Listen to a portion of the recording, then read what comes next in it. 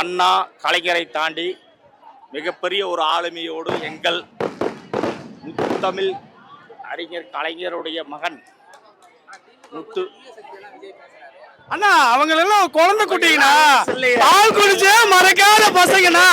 அண்ணா பால் குடிச்சே மறக்காத பசங்க. அவங்க இனிமே பால் குடிச்சு வளரணும். பாலை குடிக்காம விஷத்தை குடிச்சா அப்படித்தான் இருப்பாங்க. திமுகவோட சரித்திரம் என்ன நம்மளுக்கு தெரியுமா? ஒரு கேள்வி கேட்டுக்கிறேன் நானு. அவங்களுக்கு வரலாறு என்றால் என்னென்று தெரியுமா? அவங்களுக்குள்ள ஒரு கோட்பாடு இருக்கா? அதாவது ஒரு தமிழ்நாட்டுக்கென்று என்ன ஒரு நலத்திட்டங்கள் உதவிகள் மித்த எதுலையாவது இந்த விஜய் இதுவரைக்கும் நடிகராக எவ்வளவோ கோடிக்கணக்கில் சம்பாதிச்சிருப்பாரு. எதில் இருந்தாவது அவருடைய கணக்கில் இருந்து கட்சியில் இருந்து அவரோட நடிகர்கள் இருந்து கொடுத்த உதவி ஏதாவது இருக்கா? இது வரைக்கும் கிடையாது. ஆனா இன்னைக்கு திடீர்னு நான் முதலமைச்சர் ஆகணும். எப்படி அண்ணா ஒரு விஷயம் ஒரு விஷயம் நல்லா ஒண்ணு தெரிஞ்சுக்கங்க. இருக்கிற கூட்டத்தை பாத்தீங்கல்ல, யாருன்னா வின் பண்ணுவாங்க? யாரோட கூட்டம் இது? ஐயா கலைஞர் இருக்காருல்ல, அவங்க போட்ட விதை நாங்க எல்லாம் அந்த விதையில உழைச்சு வந்தவங்க. யாராலும் எங்களை மீட்டடிக்க முடியாது. நாங்க தான் ஜெயிப்போம், நாங்க மட்டும் தான் ஜெயிப்போம்.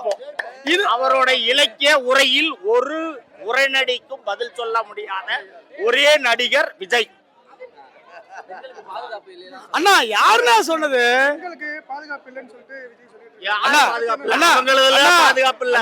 இல்லண்ணா நான் என்ன சொல்றேன்னா, பாதுகாப்பு இருக்கா இல்லையாங்கிறத திமுக ஒரு கூட்டத்துல சந்திச்சுட்டு போக சொல்லுனா, அவங்கள பார்க்க சொல்லுங்க. ஒரு பெண்கள் கிட்ட இங்க வந்துக்கிற இந்த சகோதரி கிட்ட ஒரு சகோதரி கிட்ட கேட்டு பாருங்க, இந்த திமுக என்னன்னு தெரியும். அவங்க சொல்லிட்டாங்கன்னா அதுக்கு நாங்க தலை குனிஞ்சு எங்க தளபதிய எங்க மு.க. ஸ்டாலின் ஐயாவை எக்காரணத்தை கொண்டு நாங்க ஜெயிக்க வச்ச தீர்வோம். வெல்லும் தமிழ்நாடு, படைப்போம் வரலாறு. இது என் திமுக மேல சத்தியம் ஆணையிட்டு சொல்லுறேன். அது திமுக தான் ஜெயிக்கும், திமுக தான் ஜெயிக்கும், திமுக தான் ஜெயிக்கும். வாழ்க வாழ்க வாழ்க. நிரந்தர முதலமைச்சர் ஸ்டாலின் தான். எப்பவுமே நிரந்தர முதலமைச்சர் ஸ்டாலின். அண்ணா அண்ணா அண்ணா அவர் நான் தெரிவிக்க விட்டுருவேன்.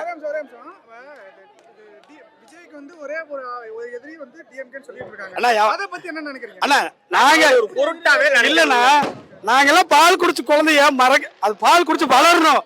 நீ பால் குடிச்சு மறக்கல, அத மறக்காத குழந்தைய அழுகுதுன்னா என்ன பண்ணுவீங்க? பால் குடுப்பீங்கல்ல, அந்த பாலை கொடுத்தீங்கன்னா அந்த குழந்தை அழகாம படுத்துக்கும். இது இந்த குழந்தைக்கு பால் எல்லாம் கொடுக்க கூடாது, பால் நேரம் தான் கொடுக்கணும். மக்கள் அண்ணா வரவேற்கிறோம். தாய் களத்துக்கு வந்தாங்களே கண்டிப்பா வரவேற்கும். அது எங்க திமுகவோட கொள்கையை வாங்கன்னு வர வைக்கிறது தான் எங்களோட கொள்கை. வந்தாரை வாழ வைப்போம். கலைஞரும் ஸ்டாலின், வருங்கால துணை முதல்வர் உள்பட அனைவரும்.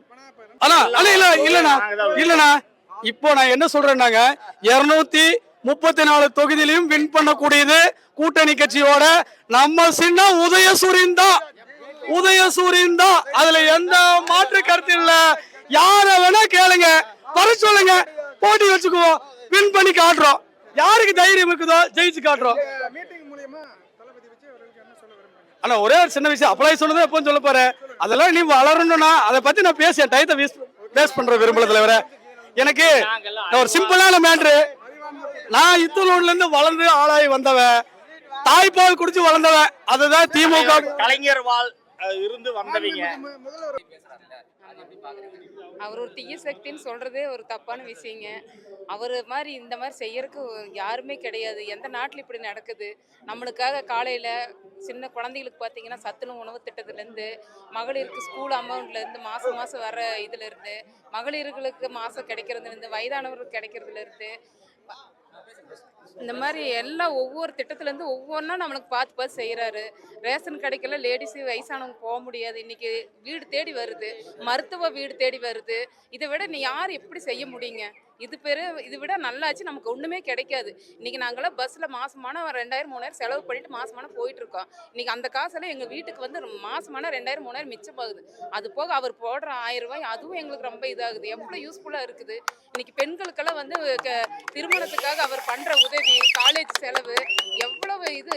எங்க போனா நம்ம பஸ் எங்க போய் இந்த ஸ்டாப்ல இறங்கி அந்த ஸ்டாப் போனாலும் எல்லாமே நமக்கு ஃப்ரீ பஸ் தான். இதெல்லாம் நமக்கு எவ்வளவு நலத்திட்டம் கிடைக்குதுங்க. எத்தனை பேருக்கு எவ்வளவு செய்யறாரு. இதை விட நமக்கு இன்னும் என்ன வேணுங்க? நம்ம என்ன வேணும் சொல்லுங்க. இந்த விட இது மாதிரி ஒரு பொற்கால ஆச்சு எங்கேயுமே கிடைக்காதுங்க. மாசம் இப்போ 5000 ரூபாய் நீங்க பாத்தீங்கன்னா காலையில வீட்டு வாடகை கட்டணும். அப்படி ஒரு முழிச்சிட்டு இருந்த நிலைமையில காலையில எந்திரிச்சேன்னு பார்த்தா 5000 ரூபாய் அக்கௌண்ட்ல ஏறி இருக்கு. எவ்வளவு சந்தோஷம் தெரியுங்களா? இந்த 5000 ரூபாய் கிடைச்சது. அப்ப இந்த மாசம் நம்ம 5000 ரூபாய் வீட்டு வாடகை கொடுத்தோமே அப்படிங்கிற ஒரு மன திருப்தி வந்து ரொம்ப இதாயிருச்சுங்க. எதிர்பார்க்காம கிடைச்சது இது மாதிரி. அது எவ்வளவு சந்தோஷம் இருக்குது. எத்தனை வீட்டுல எத்தனை பொம்பளைகளுக்கு இந்த மாதிரி கிடைக்குது. இல்லாதவங்க கூட வீட்டுல இருப்பாங்க. ரொம்ப வயசானவங்க எல்லாம் இருக்காங்க. இன்னைக்கு அவங்க அக்கௌண்ட்லயும் கூட 5000 ரூபாய் மாசம் ஏறி இருக்கன்னா அதெல்லாம் எவ்வளவு சந்தோஷமான விஷயம். இது யாருங்க இந்த மாதிரி ஒரு மனசை வச்சு போடுவாங்க? அந்த மாதிரி செய்யறதுக்கு ஸ்டாலின் மாதிரி நமக்கு யாரும் இல்ல. கலைஞர் இருந்தாரு, நமக்கு நல்லா செஞ்சாரு. இப்ப அவரோட இதுல இருந்து ஸ்டாலின் வந்திருக்காரு. இது இன்னும் அவர் நிறைய பண்ணுவாரு. இப்ப இந்த 5 வருஷத்துல இவ்வளவு நலத்திட்டம் பண்ணிருக்காருன்னா இனி 5 வருஷம் வரும்போது இன்னும் நிறைய இருக்கும். இதை விட டபுள் மடங்கு நம்ம அனுபவிப்போம். லேடிஸுகளா எல்லா ஓட்டுமே நம்ம ஸ்டாலின் மட்டும்தாங்க. லேடிஸ் எல்லாம் அசைக்கவே முடியாது. அந்த அளவுக்கு அவர் மனசுல ஸ்ட்ராங்கா இடம் பிடிச்சிருக்காரு. அது மாதிரி ஒண்ணுமே இல்லை. ஏங்க இந்த 5 வருஷமா நமக்கு வராதது இந்த 10 வருஷமா வரல. இதுக்கு மேல நமக்கு எங்க வரப்போகுதுங்க? ஒருத்தர் குடுக்குறாருன்னு சொல்லும் போது நம்ம அந்த பேச்சு வந்து இப்ப இடையில நம்ம சொல்லக்கூடாது. அதுக்கு முன்னாடி இந்த 10 வருஷத்துக்கு முன்னாடி நம்ம அந்த பேச்சு சொல்லியிருக்கணும். இது வரைக்கும் வராதது இப்போ ஒருத்தர் கொடுக்கும் போது நம்ம குடுக்குறேன்னு சொல்லும் போது அது வேற விஷயம். அதை சொல்லக்கூடாது இல்லைங்க. அதுதான் வேற ஒண்ணும் இல்லை. ஒருத்தர் அவர் வந்து எதையுமே சொல்ல மாட்டாரு, ஆனா செய்வாரு. அதுதான் ஸ்டாலின்.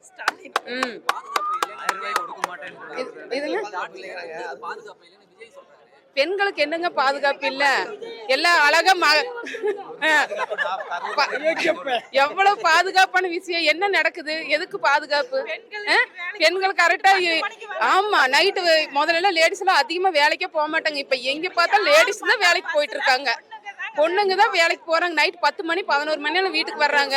அதுக்காக பாதுகாப்பு காவல்துறை கொடுத்துட்டு இருக்காங்க. இதுக்கு விட நமக்கு என்ன வேணும்? நம்மளையெல்லாம் காவல் காக்கிறதுக்கு காவலர்களை நிறுத்தி இருக்காரு. அவங்க எத்தனை பேர் நம்மளை பாதுகாத்து நம்மளை கரெக்டா கொண்டு போய் சேஃபா இது பண்றாங்க. இதுக்கு மேல நமக்கு என்ன வேணுங்க? என்ன நடந்துச்சு? எதுக்காக நம்ம பாதுகாப்பு இல்லைன்னு சொல்லணும்? சொல்லுங்க. உண்மையா பொய்யா? திராவிட முன்னேற்ற கழகத்தினுடைய பொற்கால ஆட்சியில் மகளிருக்கு மாதம் 1000 கொடுத்துட்டு இருக்காங்க. ரொம்ப சந்தோஷம். குழந்தைகளுக்கெல்லாம் கொடுக்குறாங்க. மிகவும் சந்தோஷம். அதனால வந்து எந்த விதமான குறையும் இல்லாமல் மாதம் 5000 இப்போ 5000 கொடுத்துருக்காங்க. அதெல்லாம் ரொம்ப பாராட்டிக்கிறோம். பொங்கலுக்கு 3 ரூபா கொடுத்துக்காரு சாமி. அதை மக்கள் எல்லாம் வாங்கிறாங்க. ரொம்ப சந்தோஷப்படுறாங்க. நல்லா செய்யறாங்க. பொற்கால ஆட்சி நடந்துட்டு இருக்குது.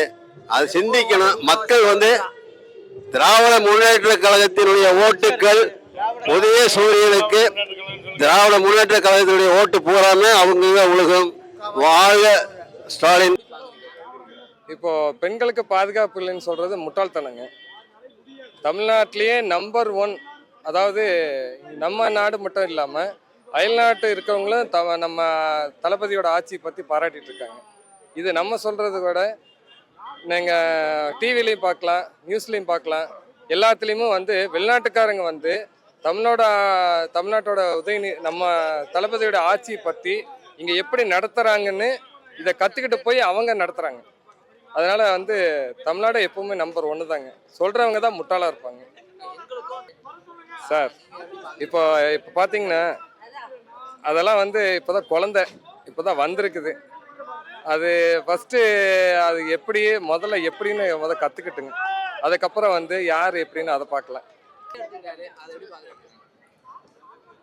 அது வந்து மக்களை ஏமாற்ற வேலைங்க. ஃபஸ்ட்டு அவன் வந்து நம்ம தரக்குறவ பேசக்கூடாது.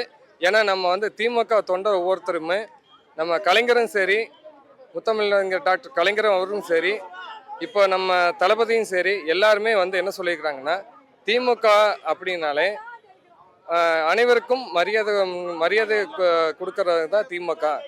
அவங்கள மாதிரி தரக்குறவா நம்ம பேச அடிப்படை தொண்டல் முதல் கொண்டு தரக்குறவா பேச சார். அது வந்து பொருளிங்க. ஏன்னா மேலிடமே வந்து நம்ம தான் அப்படிங்கிற மாதிரி இருக்காங்க. அது வந்து தளபதி சொல்லியிருக்காரு, வெளியில் வந்து பொருளை கிளப்புனாங்கன்னு நீங்கள் அதெல்லாம் நம்பக்கூடாது. நாங்கள் எல்லாம் உள்ளுக்குள்ளே வந்து எல்லாம் இதாக தான் இருக்கிறோம் அப்படின்னு சொல்லி எப்படி பாக்குறீங்க? ஓபிஎஸ்ஸா? ஓபிஎஸ் ஓரளவுக்கு அவர் சைடில் கொஞ்சம் இருக்கலாம். இங்கே திமுக வந்து சேர்ந்திருக்காரு. திமுக வந்து சேர்ந்திருக்காரு இன்னைக்கு. சேர்ந்துருக்கிறாரு. ஏதோ அவருக்கும் ஒரு குறிப்பிட்ட ஓட்டு இருக்குது, தெற்கு சைடில் இருக்கு. சரி, நீங்க வரவேற்கிறீங்களா எதுக்குறீங்களா? இல்லை, வரவேற்கிறேன். வரவேற்கு யார் வந்தாலும் வரவேற்கிறேன். விஜய் கட்சி இருக்காங்கல்ல, விசையா அங்கே எங்கள் ஊரில் இல்லை. இந்த 18 வயசுக்கு மேலே ஒரு 25 வயசுக்குள்ள விசைய சீக் அடிக்கிற ஆளுக்கு அதே இருக்கிறாங்க. திங்கக்கிழமை வந்து எங்களுக்கு வந்து வெண்பொங்கல் போடுறாங்க. செவ்வாய்க்கிழமை வந்து சம்பாரவை, புதன்கிழமை வந்து கிச்சடி, சனி வியாழக்கிழமை வந்து சம்பாரவையும் சாம்பாரும்,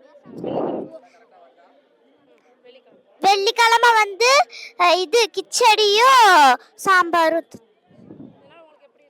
வேற என்னென்ன ஸ்கூல்ல கொடுக்குறாங்க? பேக், யூனிஃபார்ம் அந்த மாதிரி எது? பேக்கு யூனிஃபார்ம் எல்லாம் தர்றாங்க, வேற என்ன தராங்க? செப்பல்லாம் தர்றாங்க, ஸ்காலர்ஷிப் எல்லாம் தர்றாங்க. தமிழகம் என்றால் திராவிட முன்னேற்ற கழகம் தான். திமுக என்றால் ஸ்டாலின். தமிழகத்தை கட்டிக்காக்கக்கூடிய ஒரே தலைவன் மு.க. ஸ்டாலின் என்பதை மறந்து விடாதீர்கள் தமிழக மக்களே. உங்களுடைய முன்னேற்ற பாதையை கொண்டு சொல்லக்கூடிய ஒரே தலைவர், இந்தியாவிலே மிகப்பெரிய பெயர் பெற்ற ஒரே தலைவர், இந்தியாவின் பேர் சொல்லும்படியான மு.க. ஸ்டாலின் அவர்கள் என்பதை மறந்து விடாதீர்கள் தமிழக மக்களே. அவர் ரொம்ப லேட்டுங்க வந்தது, முதலே வந்திருக்கோம். அவர் வந்த அவருக்கு உரிய மரியாதை எங்க தலைவர் தருவார். எங்க தலைவர் யாருமே வந்தவர்கள் வாழ வைக்கக்கூடிய தமிழகம் மாதிரி எந்த தலைவர் வந்தாலும் அவர் வந்து உண்மையிலே நல்ல வழி. அவருக்கு ஒரு நல்ல ஒரு பதவி கொடுத்து அவர் அழகு பார்க்கக்கூடிய தலைவர் தான் எங்க தலைவர் மு.க. ஸ்டாலின் அவர்கள். திராவிட முன்னேற்ற கழக ஆட்சி நிரந்தர ஆட்சியான மு.க. ஸ்டாலினுடைய ஆட்சியாகத்தான் இருக்கும். இது இந்தியாவினுடைய எடுத்துக்காட்டாக இருக்கும் என்பது இந்தியாவல்ல, கனடா, மலேசியா, சிங்கப்பூர் போன்ற நாடுகளும் இதை உற்று நோக்கக்கூடிய ஒரு தேர்தலாக 2026 இருக்கும். ஸ்டாலின் அவர் தான் நிரந்தர முதல்வர் தமிழகத்தில்.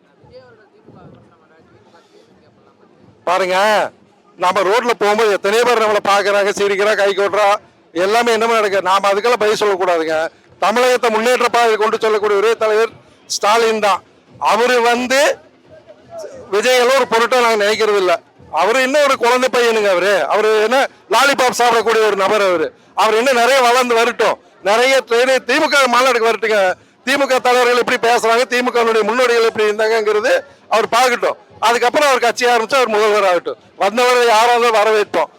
நாங்க என்ன செய்வோம், என்ன இனிமேல் செய்ய போறோம், செஞ்சது இனிமேல் என்ன பண்ண போறோம்னு சொல்லட்டும். ஒருத்தரை குறை சொல்லி அவர் முன்னேறணுங்கிற அவசியம் இல்லைங்க. அவர் இருக்கக்கூடாது. கண்ணதாசன் ஒரு பழமொழி சொல்லியிருப்பார், சுற்றும் விரலை ஏறி காட்டி குற்றம் கூறுகள் மற்ற 3 முதல் மார்பினை காட்டுதடா.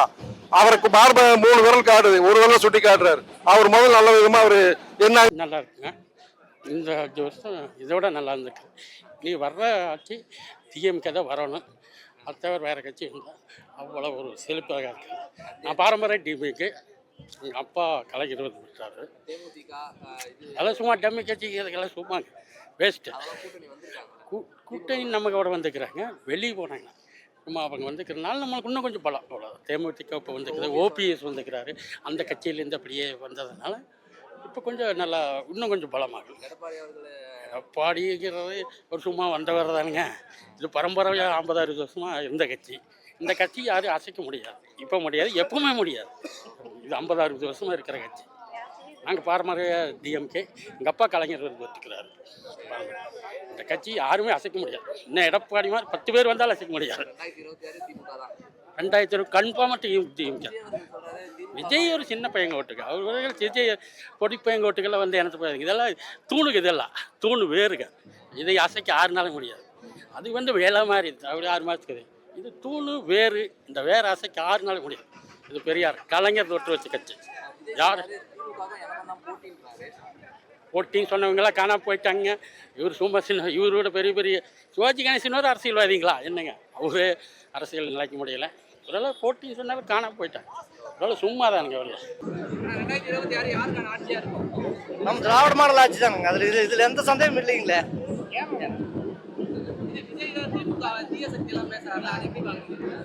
அதுக்கு வாய்ப்பே இல்லைங்க. அவர் சொல்றதெல்லாங்க. ஆமாங்க. அது வந்து ரொம்ப ரொம்ப தலைவரமான மிகப்பெரிய இதுங்க வைங்களேன். அதுங்க அது மகளிருக்கு வந்து உண்டானது வந்துங்க பயங்கரமானதுங்க. அது எதிர்பார்க்காத ஒரு சந்தோஷமானதுங்க இதெல்லாங்க. அது நீ அவங்கள தான் கேட்கணும். விசிலுக்கு போடு, பானைக்கு போடு, மாம்பழத்துக்கு போடுன்னு சொல்லுவாங்க. நாம ஒரே இதா இருக்கணும், உதயசூரியன். அவ்வளவுதான்.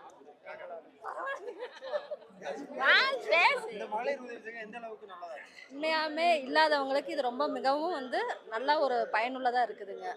இது வந்து ஏழைகளுக்குமே நடுத்தர குடும்பத்தங்களுக்கும் ரொம்ப சிறப்பான ஒரு இதுங்க. அதனால நாங்க இதை மீண்டும் மீண்டும் வரவேற்கிறோங்க. இதுதாங்க அரசியல். ஒருத்தரை பத்தி ஒருத்தரை சொல்றதுதான் அரசியலுங்க. அதனால வந்து நாங்க இதை வந்து பெருசா எதுவும் எடுத்துக்கிறது இல்லைங்க. அவங்க சொல்றதுனாலதாங்க அரசியல் மேலும் மேலும் வளர்ந்துட்டு இருக்கு.